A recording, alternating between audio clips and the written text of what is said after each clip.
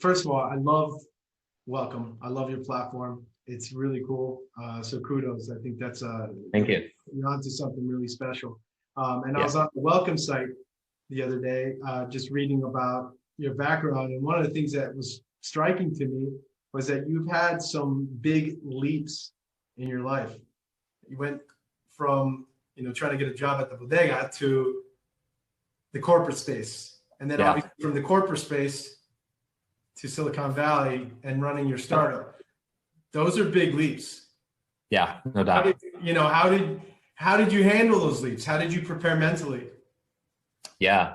I think, I go back to like that I go back and I think about this often because I'm like, okay, what was it about just trying to go after the next thing, right? And what was it about like not being content with even, hey, I got to Lockheed Martin. I'm working at Lockheed Martin. I got, 401k. It's secure. It's good. Like I can sit there and I can be there for life, the Latino in an aerospace company, and it's great.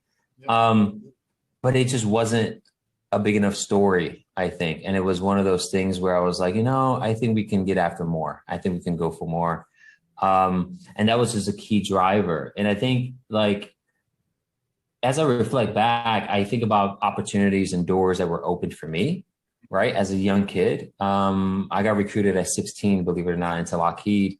And it was this crazy opportunity, but it was a program that was created to say, look, you come from a marginalized community. We want to provide a bridge. We want to provide an opportunity. Somebody placed a bet, provided an opportunity. I went through that door and it just became pivotal for me, right? It became a pivotal moment because I was like, oh, interesting. This is a different level. This is a different way. This is a different way of thinking. These are the economics involved. This is how the business sector works. And so for me, it was a leap, right? And then leaping from there to Silicon Valley.